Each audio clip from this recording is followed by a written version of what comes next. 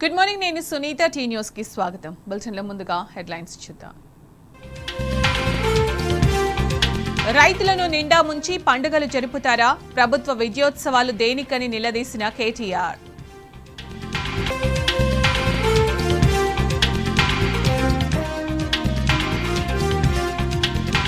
నిన్న సంక్షేమ భవన్ ముట్టడించిన బీఆర్ఎస్వి నాయకుల నిర్బంధం. ఎక్కడుంచారో చెప్పకుండా తిప్పుతున్న పోలీసులు.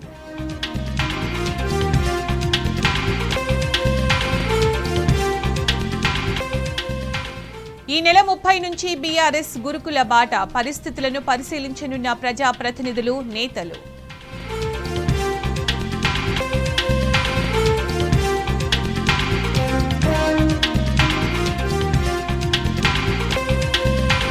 సంగారెడ్డి జిల్లాలోని అరోర్ లైఫ్ సైన్సెస్ లో పేలిన రియాక్టర్. 3 ఫైర్ ఇంజన్లతో మంటలను అదుపు చేసిన ఫైర్ ఫైటర్స్.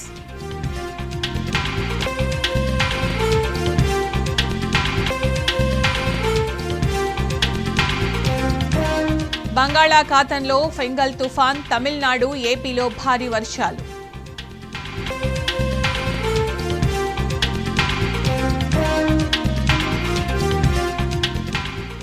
ఇజ్రాయెల్తో కాల్పుల విరమణ ఒప్పందంపై హర్షం. లెబనాన్లో సంబరాలు జరుపుకుంటున్న ప్రజలు.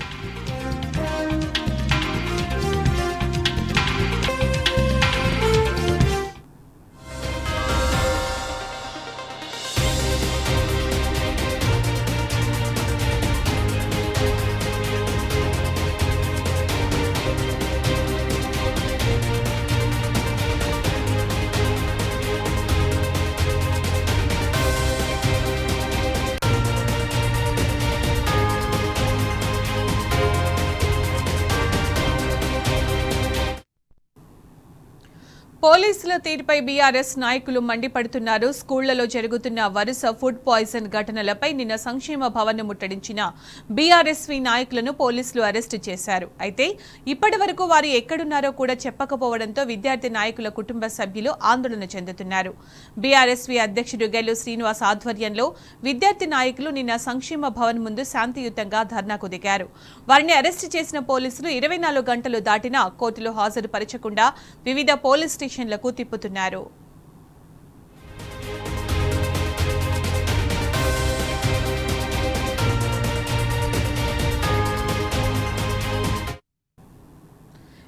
పోలీసుల తీరుపై బీఆర్ఎస్ నాయకులు మండిపడుతున్నారు. స్కూళ్లలో జరుగుతున్న వరుస ఫుడ్ పాయిజన్ ఘటనలపై నిన్న సంక్షేమ భవన్ ముట్టడించిన బీఆర్ఎస్వి నాయకులను పోలీసులు అరెస్ట్ చేశారు. అయితే ఇప్పటి వరకు వారు ఎక్కడున్నారో కూడా చెప్పకపోవడంతో విద్యార్థి నాయకుల కుటుంబ సభ్యులు ఆందోళన చెందుతున్నారు. ఇక దీనికి సంబంధించిన పూర్తి సమాచారం మా ప్రతినిధి లివిల్ అందిస్తారు. లివిల్, అప్డేట్స్ ఏంటి లివిల్? గురుకుల స్కూల్లో ఇటు మధ్యాహ్న భోజనం ఈ మధ్య కాలంలో పూర్తిగా విషతుల్యమై చాలా మంది విద్యార్థులు అస్వస్థతకు గురవుతున్నారు. దాదాపు 1000 మంది వరకు కూడా విద్యార్థులు ఇప్పటి వరకు అస్వస్థతకు గురి కాగా 48 మంది విద్యార్థులు ప్రాణాలు కోల్పోయారు. ఈ నేపథ్యంలోనే బీఆర్ఎస్ పార్టీ కేటీఆర్ ఆదేశాల మేరకు బీఆర్ఎస్ రాష్ట్ర నాయకుడు గెల్లు శ్రీనివాస్ ఆధ్వర్యంలో నిన్న సంక్షేమ భవన్ ను ముట్టడించారు. అక్కడ శాంతియుతంగా ధర్నా చేపట్టారు. ప్రభుత్వం వెంటనే చర్యలు చేపట్టాలి. గురుకులాలు కావచ్చు, ఇటు మధ్యాహ్నం భోజనానికి సంబంధించిన స్కూళ్లలో పెట్టుతున్న భోజనంపై కూడా ఇప్పటికే సమీక్ష సమావేశాలు నిర్వహించి తక్షణమే స్పందించాలని చెప్పేసి నిన్న ఏదైతే సంక్షేమ భవన్ ముట్టడించిన నేపథ్యంలో అక్కడ శాంతియుతంగా నిరసన తెలుపుతున్న క్రమంలో పోలీసులు వారిని అక్రమంగా అరెస్ట్ చేశారు. వివిధ పోలీస్ స్టేషన్లలో దాదాపు 150 మంది వరకు బీఆర్ఎస్వి నాయకులందరినీ కూడా వివిధ పోలీస్ స్టేషన్లో బంధించారు. అర్ధరాత్రి వరకు కూడా చాలా మందిని విడిచిపెట్టినప్పటికీ అర్ధరాత్రి తర్వాత చాలా కొంతమందిని విడిచిపెట్టినా ఇంకా చాలా మంది బీఆర్ఎస్వి రాష్ట్ర అధ్యక్షుడు గెల్లు శ్రీనివాస్ తో పాటు నర్సింగ్ విశాల్ తో పాటు పలువురు బీఆర్ఎస్ రాష్ట్ర నాయకులు ఇప్పటికీ కూడా ఎక్కడున్నారో ఆచూకీ తెలియకపోవడంతో వారి కుటుంబ సభ్యులంతా కూడా ఆందోళన చెందుతున్నారు. గత కొద్ది రోజులుగా గురుకులాల్లో జరుగుతుంటే ప్రభుత్వం నిమ్మకు నీరెత్తినట్టు వ్యవహరిస్తుంది. ప్రభుత్వం కనీసం చలనం లేదు. 48 మంది చనిపోయినా ఇటు కాంగ్రెస్ ప్రభుత్వం 11 నెలల కాలంలో ఇంత పెద్ద ఎత్తున చనిపోవడం దురదృష్టకరం అని చెప్పేసి కూడా బీఆర్ఎస్ నాయకులు నిన్న ముట్టడించిన నేపథ్యంలో వారంతా కూడా బంధించి ఎక్కడుంచారో కూడా తెలియకపోవడంతో బీఆర్ఎస్వి రాష్ట్ర అధ్యక్షుడు గిల్లు శ్రీనివాస్ తో పాటు పలువురిని వివిధ పోలీస్ స్టేషన్లో అర్ధరాత్రి దింపుతూ ఎక్కడుంచారో సమాచారం ఇవ్వకపోగా వారి కుటుంబ సభ్యులంతా కూడా ఆందోళన చెందుతున్నారు. తక్షణమే మా గిల్లు శ్రీనివాస్ తో పాటు ఇంకా మిగతా వారిని ఎక్కడ ఉంచారో తెలపాలని చెప్పేసి కూడా బీఆర్ఎస్ శ్రేణులు ఆందోళన చెందుతున్నారు. ఇప్పటికీ కూడా ఇంకా కోర్టుకు హాజరుపరచకపోవడం, అరెస్ట్ చేశారా, రిమాండ్ చేశారా లేదా ఇంకెక్కడైనా నిర్బంధించారా అనే అంశాన్ని ఇప్పుడు ఇంకా చెప్పకపోవడంతో బీఆర్ఎస్ శ్రేణులంతా కూడా ఆందోళన చెందుతున్నాయి. ఎందుకు ఈ విధంగా ప్రశ్నిస్తే పాపమన్న చందంగా ఇవాళ కాంగ్రెస్ ప్రభుత్వం వ్యవహరిస్తుంది, ప్రశ్నిస్తే అరెస్ట్ చేస్తారా, ఇంత కుట్రలు చేస్తున్న ఈ కాంగ్రెస్ ప్రభుత్వం తీరుపై మండిపడుతున్నారు. ఇప్పటికైనా గిల్లు శ్రీనివాస్ ఎక్కడున్నాడో చెప్పాలని చెప్పేసి కూడా బీఆర్ఎస్ శ్రేణులు నిరసనలకు కూడా పిలుపునిచ్చారు. అయితే కొద్దిసేపు క్రితమే కోర్టుకు సంబంధించి ఈ వార్తలు వచ్చిన నేపథ్యంలో కోర్టులో ప్రొడ్యూస్ చేద్దామని చెప్పేసి పోలీసులు ఆ జడ్జిని తీసుకుపోగా జడ్జి సీరియస్ అయినట్టు కూడా తెలుస్తుంది. ఎందుకు ఇంతసేపు మీరు ఉంచుకున్నారు, 41 సిఆర్పిసి ఇచ్చి వదిలేస్తే అయిపోయేది కదా, మీరు దీనికి ఇంత అడవిడి ఎందుకు చేశారు, అర్ధరాత్రి నుంచి రాత్రుల వరకు కూడా ఎందుకు ఉంచుకున్నారని చెప్పేసి కూడా జడ్జిలు పోలీసులపై అసహనం వ్యక్తం చేసినట్టు తెలిసింది. 10 గంటలకు నాంపల్లి కోర్టుకు తీసుకురండి, కోర్టులో మీ దీనికి సంబంధించి నేను చెప్తాను, ఎందుకు మీరు ఈ విధంగా వివరించారు, ఏం చేశారు, ఏం తప్పు చేశారని చెప్పేసి రాత్రులంతా కూడా ఉంచుకున్నారని చెప్పేసి కూడా ఆగ్రహం వ్యక్తం చేసి విద్యార్థి నాయకులను ఈ విధంగా బంధించడంపై అసహనం వ్యక్తం చేసిన జడ్జి 10 గంటలకు కోర్టుకు తీసుకురండి, అక్కడే మాట్లాడదానని చెప్పినట్టు కూడా సమాచారం అందుతుంది. అయితే మొత్తాన్ని చూసినట్టయితే ఏదైతే శాంతియుతంగా నిరసన తెలుపుతున్న క్రమంలోని విద్యార్థులపై కేసులు కావచ్చు, ఇటు బీఆర్ఎస్ పైన కూడా ఇప్పటికే పెద్ద ఎత్తున కేసులు చెప్తున్నారు. ప్రశ్నిస్తే పాపమన్న చందంగా ఇవాళ కాంగ్రెస్ ప్రభుత్వం తీరును మాత్రం ఇవాళ ప్రతి ఒక్కరు కూడా ఖండిస్తున్న పరిస్థితి కనిపిస్తుంది.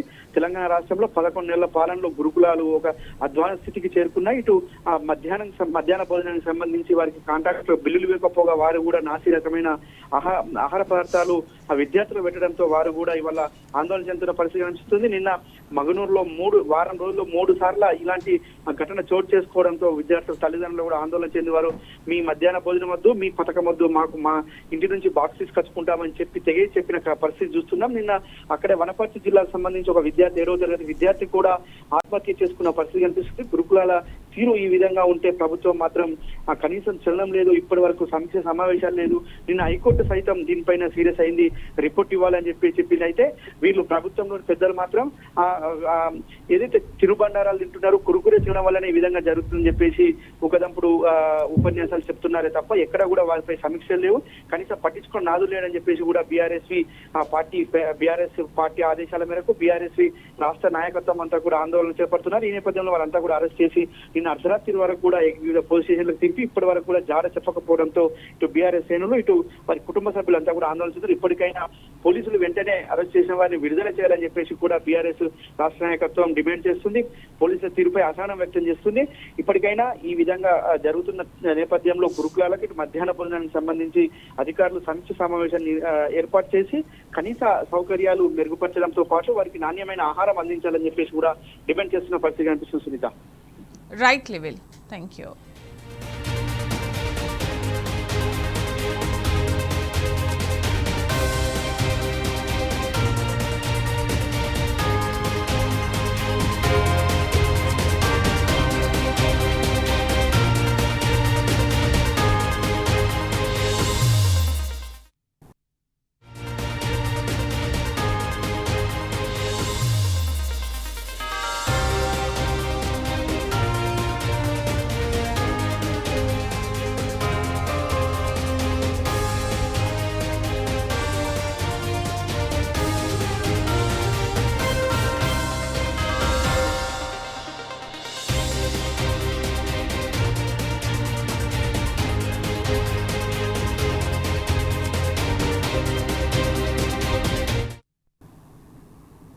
అబద్ధానికి అంగీలాగు తొడిగితే అది కాంగ్రెస్ సర్కారని బీఆర్ఎస్ వర్కింగ్ ప్రెసిడెంట్ కేటీఆర్ అన్నారు. విజయోత్సవాల పేరుతో ప్రభుత్వం చేస్తున్న హడావిడిపై ఆయన తీవ్ర విమర్శలు చేశారు.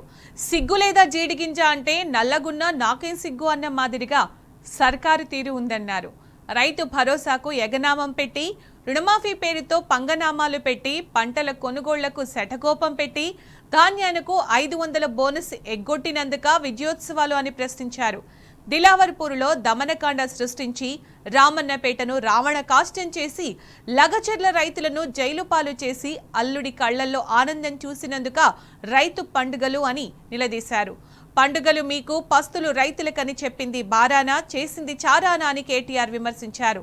కళ్ళల్లో ధాన్యం పోసి కళ్లల్లో వత్తులు వేసుకుని కొనుగోళ్ల కోసం ఎదురు చూస్తున్న రైతులు నిబంధనల పేరుతో కొర్రీలు పెట్టి కొనుగోళ్లు చేపట్టకపోవడంతో అడ్డికి పావుసేరు లెక్కన దళారులకు అమ్ముకుంటున్నారని ఆవేదన చెందారు.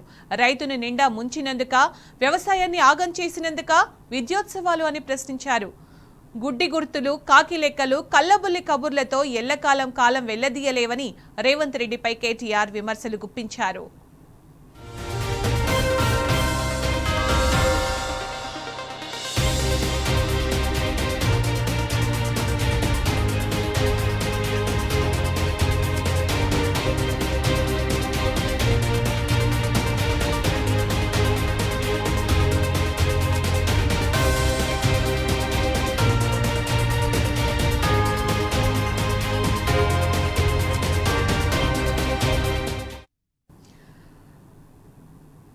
కాంగ్రెస్ పార్టీపై BRS working president KTR fire అయ్యారు. అబద్ధానికి అంగీలాగు తొడిగితే అది కాంగ్రెస్ సర్కార్ అని కేటీఆర్ అన్నారు. విజయోత్సవాల పేరుతో ప్రభుత్వం చేస్తున్న హడావిడిపై ఆయన తీవ్ర విమర్శలు చేశారు.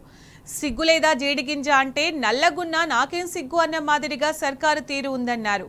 రైతు భరోసాకు ఎగనామం పెట్టి, రుణమాఫీ పేరుతో పంగనామాలు పెట్టి, పంటల కొనుగోళ్లకు శటగోపం పెట్టి ధాన్యానికి 500 బోనస్ ఎగ్గొట్టినందుక విజయోత్సవాలు అని ప్రశ్నించారు. దిలావర్పూర్లో దమనకాండ సృష్టించి రామన్నపేటను రావణ కాష్టం చేసి లగచర్ల రైతులను జైలు పాలు చేసి అల్లుడి కళ్లల్లో ఆనందం చూసినందుక రైతు పండుగలు అని నిలదీశారు. పండుగలు మీకు పస్తులు రైతులకని చెప్పింది బారానా చేసింది చారానా అని కేటీఆర్ విమర్శించారు. కళ్ళాల్లో ధాన్యం పోసి కళ్లల్లో వత్తులు వేసుకుని కొనుగోళ్ల కోసం ఎదురు చూస్తున్న రైతులు నిబంధనల పేరుతో కొర్రీలు పెట్టి కొనుగోళ్లు చేపట్టకపోవడంతో అడ్డికే పావుసేరు లెక్కన దళారులకు అమ్ముకుంటున్నారని ఆవేదన వ్యక్తం చేశారు. రైతును నిండా ముంచినందుక, వ్యవసాయాన్ని ఆగం చేసినందుక విజయోత్సవాలు అని ప్రశ్నించారు. గుడ్డి గుర్తులు, కాకి లెక్కలు, కల్లబుర్లి కబుర్లతో ఎల్లకాలం కాలం విల్లదీయలేవని రేవంత్ రెడ్డిపై కేటీఆర్ విమర్శించారు.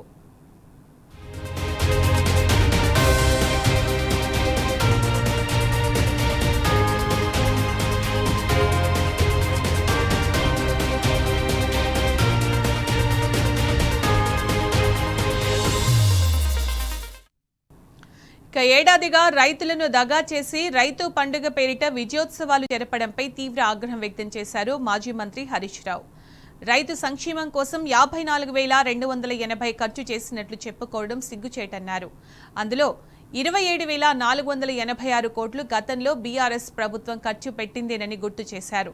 రైతులకు బాకీ పడ్డ 40,800 కోట్లతో పాటు రబీకి ఇవ్వాల్సిన రైతు భరోసా కూడా వెంటనే విడుదల చేసి పండుగ చేసుకోవాలని డిమాండ్ చేశారు. రైతులను విజయవంతంగా దగా చేసినందుకు రైతు పండుగ అంటూ 3 రోజుల విజయోత్సవాలు చేస్తున్నావా రేవంత్ రెడ్డి అంటూ ప్రశ్నించారు. ఎన్నికల ప్రచారంలో రైతులను మభ్యపెట్టి అధికారంలోకి వచ్చాక నిండా ముంచారని మండిపడ్డారు. రుణమాఫీలో సగం మందికి మొండి చేయి చూపి 24 గంటల నాణ్యమైన కరెంటు అందించలేక చేతులెత్తేశారన్నారు. రైతు సంక్షేమం కోసం 54,280 కోట్లు ఖర్చు చేసినట్లు ప్రచారం చేసుకోవడం నవ్విపోదురుగాక నాకేంటి సిగ్గు అన్నట్టుగా ఉందని ఫైర్ అయ్యారు. ఇదేనా కాంగ్రెస్ మార్పు అంటూ నిలదీశారు. ఏడాది కాలంలో రైతులకు బాకీ పడ్డ 40,800 కోట్లతో పాటు ఈ రబీకి ఇవ్వాల్సిన రైతు భరోసా కూడా వెంటనే విడుదల చేసి పండుగ చేసుకోవాలని డిమాండ్ చేశారు.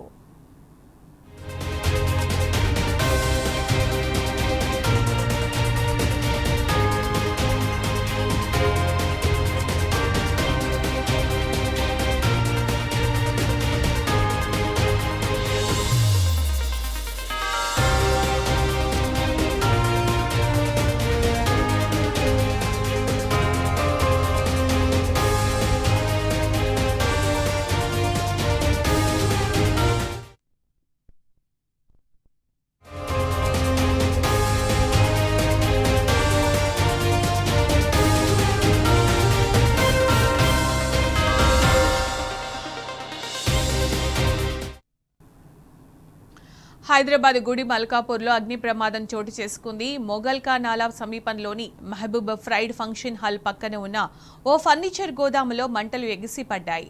సంఘటనా స్థలానికి చేరుకున్న అగ్నిమాపక సిబ్బంది ఫైర్ ఇంజిన్లతో మంటలను అదుపులోకి తెచ్చారు. గోదాంలో పెద్ద ఎత్తున మంటలు చెలరేగడంతో చుట్టుపక్కల స్థానికులు భయాందోళనకు గురయ్యారు. అగ్ని ప్రమాదానికి గల కారణాలు తెలియాల్సి ఉంది.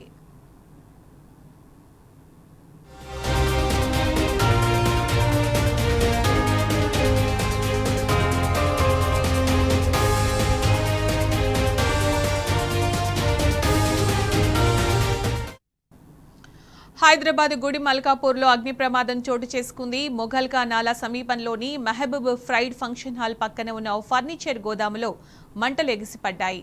సంఘటనా స్థలానికి చేరుకున్న అగ్నిమాపక సిబ్బంది ఫైర్ ఇంజిన్లతో మంటలను అదుపులోకి తెచ్చారు. గోదాంలో పెద్ద ఎత్తున మంటలు చెలరేగడంతో చుట్టుపక్కల స్థానికులు భయాందోళనకు గురయ్యారు. అగ్ని ప్రమాదానికి గల కారణాలు తెలియాల్సి ఉంది.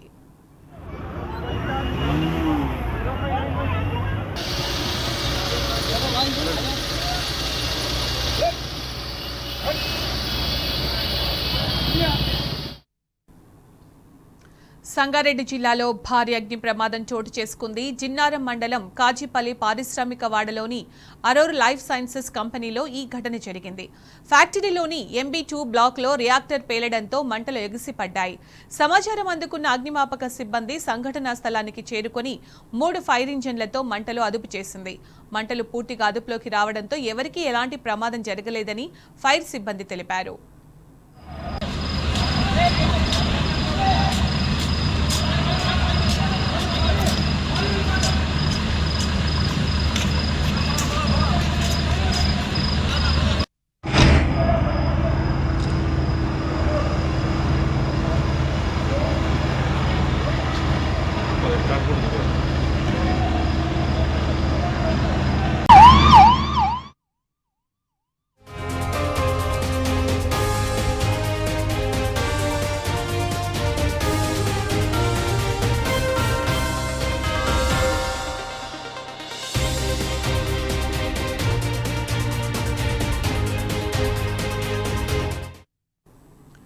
దేశ రాజధాని ఢిల్లీ కాలుష్యమయమైంది. గ్యాస్ ఛాంబర్ను తలపిస్తున్న హస్తినలో వాయు నాణ్యత మరింత క్షీణించింది. అనేక ప్రాంతాల్లో ఎయిర్ క్వాలిటీ ఇండెక్స్ ప్రమాదకర స్థాయికి పడిపోయింది. అంతకంతకు పెరుగుతున్న పొల్యూషన్తో జనం అనారోగ్యం బారిన పడుతున్నారు. ఊపిరాడక ఉక్కిరిబిక్కిరవుతున్నారు. కాలుష్య కట్టడికి నగరంలో 4th graded response action plan అమలవుతోంది.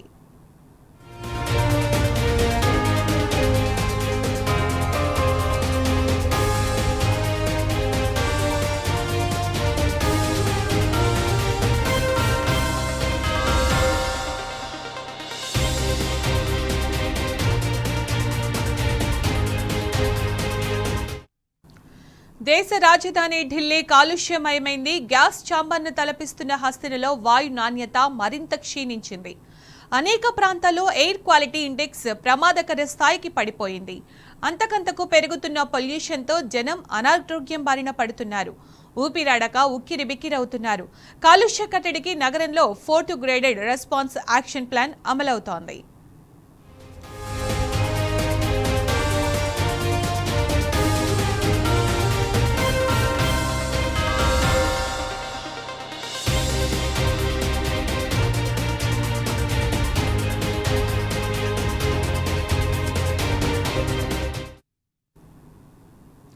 తమిళనాడుపై ఫెంగల్ సైక్లోన్ పగబట్టింది. తుఫాను ప్రభావంతో రాష్ట్ర వ్యాప్తంగా భారీ నుంచి అతి భారీ వర్షాలు కురుస్తున్నాయి. వర్షాలు వరదల తాకిడికి పలు జిల్లాలు జలదిగ్బంధంలో చిక్కుకున్నాయి. అయితే మరో 2 రోజుల పాటు తమిళనాడులో కుండపోత వర్షాలు కురుస్తాయంటోంది IMD. తుఫాను తీవ్రత దృష్ట్యా చెన్నై సహా నాగపట్నం, మైలాడుతులై, కడలూర్, రామనాథపురం, విల్లుపురం, మధురై, తుత్తుకుడి, కన్యాకుమారి జిల్లాలకు రెడ్ అలర్ట్ ప్రకటించింది. ఈ నేపథ్యంలో తమిళనాడు ప్రభుత్వం అప్రమత్తమైంది. రాష్ట్రంలోని 15 జిల్లాల్లోని విద్యా సంస్థలకు 2 రోజుల పాటు సెలవులు ప్రకటించింది.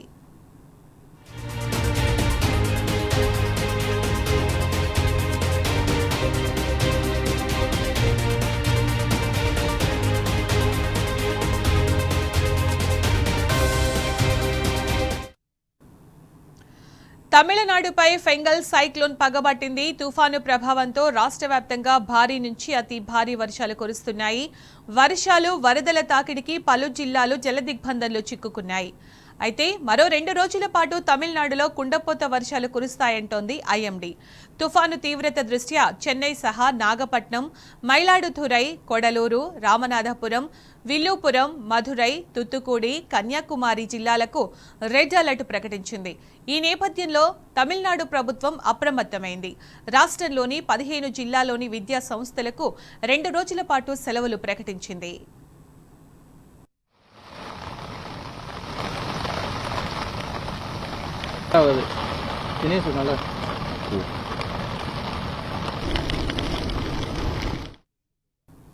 రాష్ట్రంలో వరుసగా జరుగుతున్న ఫుడ్ పాయిజన్ ఘటనలపై హైకోర్టు తీవ్ర ఆగ్రహం వ్యక్తం చేసింది.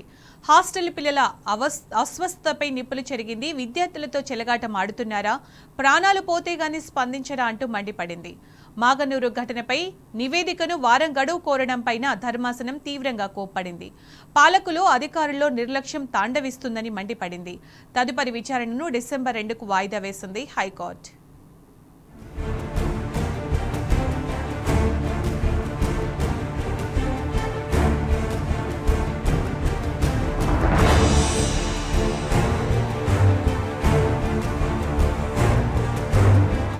రాష్ట్రంలో వరుసగా ఫుడ్ పాయిజనల్ ఘటనలు జరుగుతున్నా రాష్ట్ర ప్రభుత్వం నిమ్మకు నీరెత్తినట్టుగా ఉండడంపై హైకోర్టు తీవ్ర ఆగ్రహం వ్యక్తం చేసింది. పాఠశాలలో మధ్యాహ్న భోజనం, ఐసీడీఎస్ పథకాల అమలుకు సంబంధించి జీవో 1 పై హెల్ప్ ది పీపుల్ హైదరాబాద్ సంస్థ హైకోర్టులో ప్రజాహిత వ్యాజ్యం దాఖలు చేసింది. దీనిపై బుధవారం ప్రధాన న్యాయమూర్తి justice Alok Aradhe, justice J శ్రీనివాస్తో కూడిన ధర్మాసనం మరోసారి విచారించింది.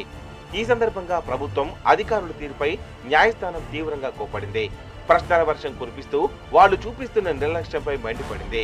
ప్రభుత్వ విద్యా సంస్థల్లో మధ్యాహ్న భోజన పథకం అమలు తీరు అధ్వాన్నంగా ఉందని న్యాయస్థానం నిప్పులు చెరిగింది.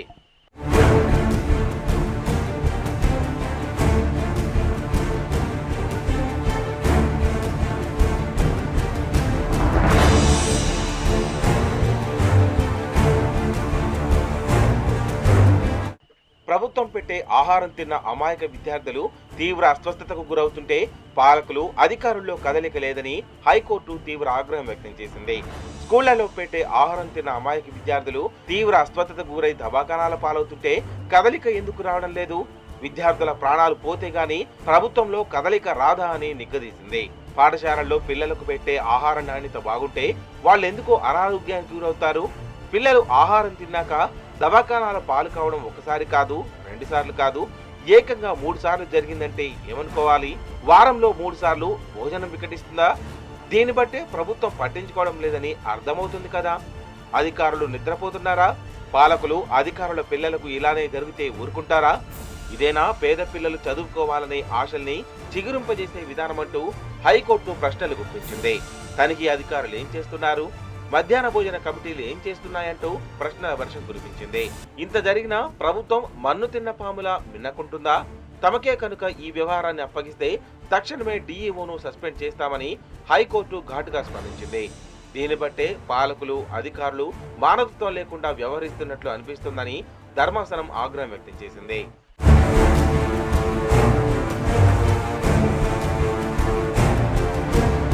మాగనూరు ఘటనపై నివేదిక ఇచ్చేందుకు వారం గడువు కావాలని ఏసీపీ నాగార్జున కోరడంపై హైకోర్టు తీవ్ర ఆగ్రహం వ్యక్తం చేసింది.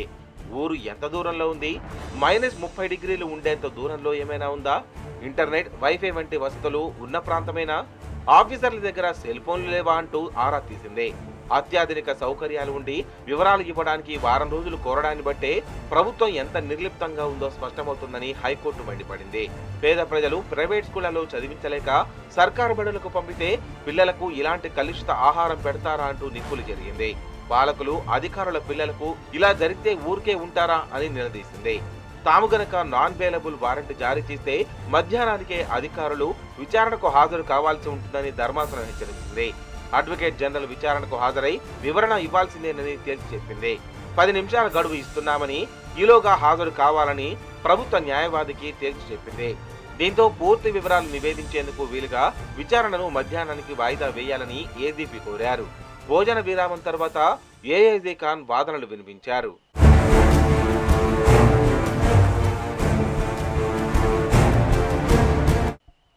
తొలుత పిటిషనర్ తరపు న్యాయవాది చిక్కుడు ప్రభాకర్ హైకోర్టు వాదన విన్నారు. రాష్ట్రంలో వరుసగా జరుగుతున్న ఫుడ్ పాయిజనల్ ఘటనల్ని, విద్యార్థుల ఆసుపత్రులు పాలవుతున్న పరిస్థితులని తెలియజేశారు. ముఖ్యంగా మధ్యాహ్న భోజన పథకం అమలు తీరు ఘోరంగా ఉందని చెప్పారు. ఒక్క మాగనూరు పాఠశాలలోనే ఈ నెల 21, 24, 26న 3 సార్లు విద్యార్థులు కలుషిత ఆహారం తిని దవాఖానా పాలయ్యారని వివరించారు. కాగా అన్ని పాఠశాలల్లో విద్యార్థులకు సంబంధించి తల్లి లేదా తండ్రి ఉండే గవర్నింగ్ బాడీ ఉండాలన్న ప్రభుత్వ ఉత్తర్వుల్లోని నిబంధన అమలు కావడం లేదని కోర్టుకు తెలిపారు. అధికారులు నిర్లక్ష్యంగా వ్యవహరిస్తున్నారని, పాలకులు పట్టించుకోవడం లేదని అన్నారు. దీనిపై ప్రభుత్వం తరపున అదనపు ఎస్పీ ఖాన్ స్పందించారు. విద్యార్థులు బయటి తిండి తినడం వల్లే అస్వస్థతకు గురయ్యారని తెలిపారు. జరిగిన 3 ఫుడ్ పాయిజన్ ఘటనలపై పూర్తి వివరాలు, బాధ్యులపై తీసుకున్న చర్యలపై సమగ్రంగా అఫిడవిట్ దాఖలు చేస్తామని గడువు కోరారు. దీంతో తదుపరి విచారణ డిసెంబర్ 2కు వాయిదా పడింది.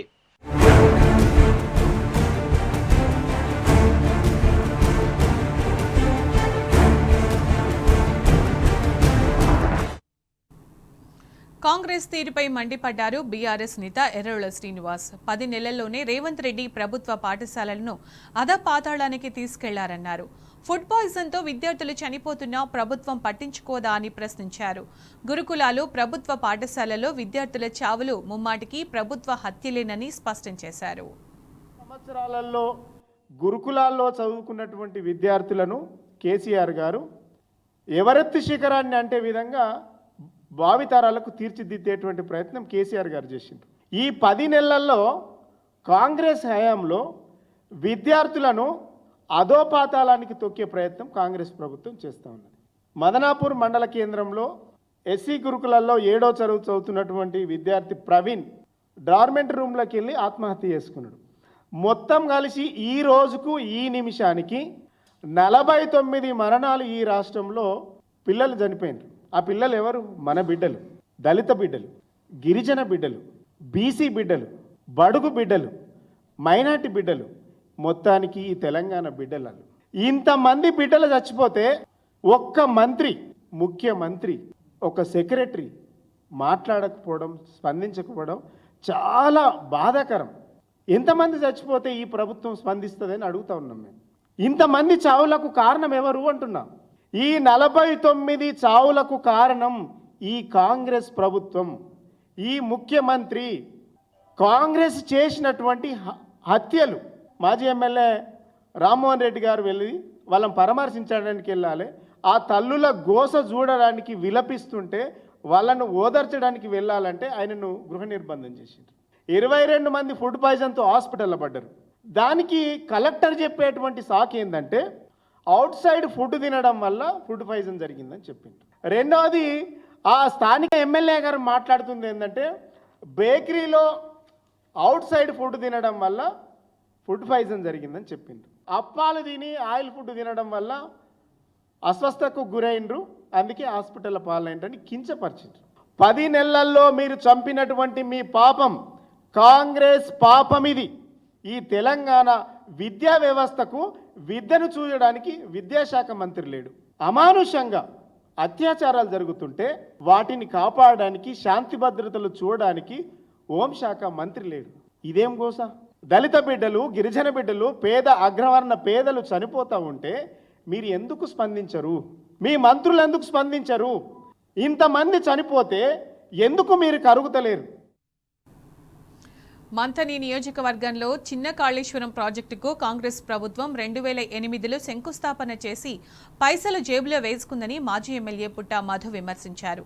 ఇప్పటికే 70% పనులు పూర్తయిన ఆ ప్రాజెక్టును మంత్రి ఉత్తమ్ కుమార్ రెడ్డి ఫాస్ట్ ట్రాక్ ప్రాజెక్టుగా ప్రకటించి 571 కోట్లు ఇస్తున్నట్టు చెప్పడాన్ని ఖండించారు.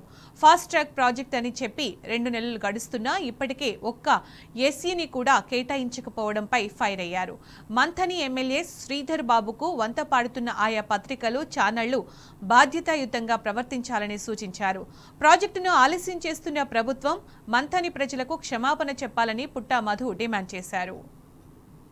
ప్రభుత్వం ఏది చెప్తే అది రాసి ప్రజాస్వామ్యాన్ని కూని చేసే దిశగా పోవడాన్ని ఈ సమాజానికి చెప్పాల్సిన దుస్థితి రావడం నిజంగా బాధాకరం. మంథని నియోజకవర్గంలో ఉన్నటువంటి చిన్న కాళేశ్వరం ప్రాజెక్టు 2008లో ఎన్నికల కోసం శంకుస్థాపన వేసి మొబిలైజేషన్ అడ్వాన్సుల కింద 100 కోట్ల రూపాయలు జేబులు నింపుకున్నటువంటి కాంగ్రెస్ పార్టీ దానికి ఎలాంటి అనుమతులు లేకుండా, పర్యావరణ క్లియరెన్సులు లేకుండా, ఫారెస్ట్ క్లియరెన్స్ లేకుండా, ల్యాండ్ అక్విజిషన్ అనే నోటిఫికేషన్ ఇవ్వకుండా చిన్న కాళేశ్వరాన్ని మొదలుపెట్టినటువంటి కాంగ్రెస్ పార్టీ మొన్న ఉత్తమ్ కుమార్ రెడ్డి గారు, మంత్రిని, ఎమ్మెల్యే ఇద్దరు కలిసి చిన్న కాళేశ్వరం మీద సమీక్షా సమావేశం నిర్వహించి 571 కోట్ల రూపాయలు మంజూరు చేస్తున్నట్టుగా ప్రధాన పత్రిక ఈనాడులో రావడం నిజంగా బాధ కలిగించింది. 363 కోట్ల రూపాయలు ఖర్చు చేసి దాదాపు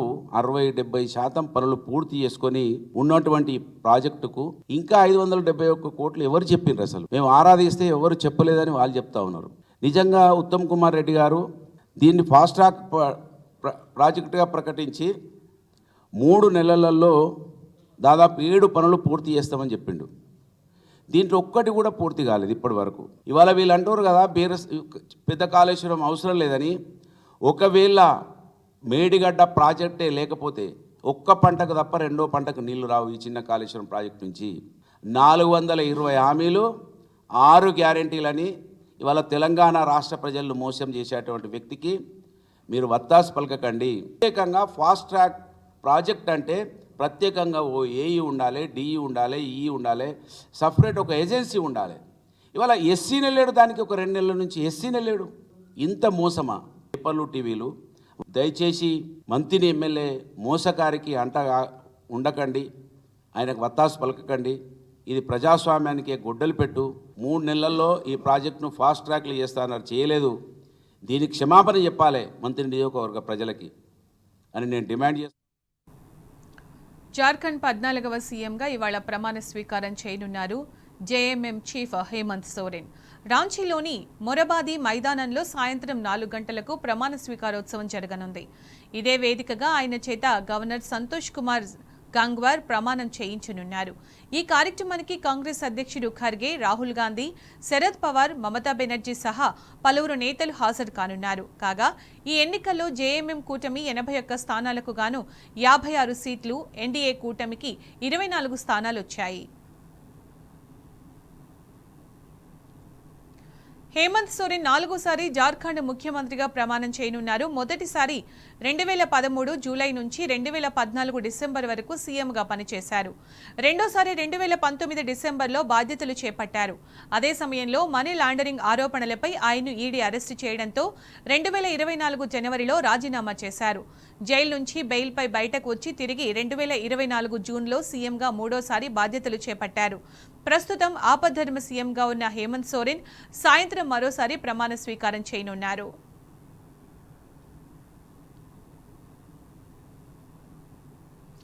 ఇక మహారాష్ట్ర ముఖ్యమంత్రి పీఠంపై స్పష్టత వచ్చింది. బీజేపీ నేత దేవేంద్ర ఫడ్నవీస్ సీఎం కావడం దాదాపు ఖాయమైంది. షిండే, అజిత్ పవార్ల పేర్లను ఉప ముఖ్యమంత్రులుగా ఖరారు చేసింది బీజేపీ అధిష్టానం. ఇదే విషయాన్ని ఇవాళ అధికారికంగా ప్రకటించనుంది. దీంతో రెండోసారి సీఎం కావాలనుకున్న షిండే వెనక్కి తగ్గారు. సీఎం పదవిపై బీజేపీ తీసుకునే నిర్ణయానికి తాను పూర్తిగా సహకరిస్తానని తెలిపారు. తన దృష్టిలో సీఎం అంటే చీఫ్ మినిస్టర్ కాదని, కామన్ మ్యాన్ అని షిండే వ్యాఖ్యానించారు. తద్వారా సీఎం నుంచి రేస్ నుంచి తప్పుకుంటున్నట్లు స్పష్టమైన సంకేతాలు ఇచ్చారు.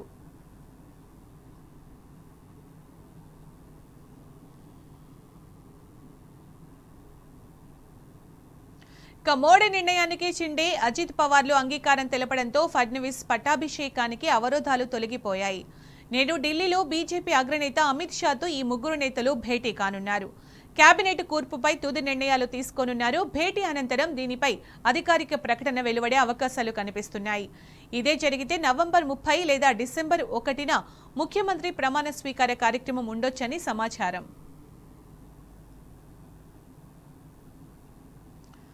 హిమాలయాల్లోని యుద్ధ క్షేత్రాల సందర్శనపై భారత సైన్యం కీలక నిర్ణయం తీసుకుంది. కార్గిల్, సియాచిన్ గ్లేసియర్, గాల్వాన్ లాంటి యుద్ధ క్షేత్రాల్లో పర్యాటకులకు అనుమతించాలని నిర్ణయించింది. జమ్మూ కాశ్మీర్ పర్యాటక రంగం అభివృద్ధికి చేస్తున్న కృషిలో భాగంగా ఈ నిర్ణయం తీసుకున్నట్టు తెలిపింది.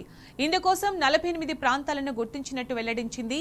లద్దాఖ్లోని కారాకోరం పర్వత శ్రేణుల్లో ఉన్న సియాచిన్ గ్లేసియర్ ప్రపంచంలోనే అత్యంత ఎత్తైన యుద్ధ క్షేత్రం.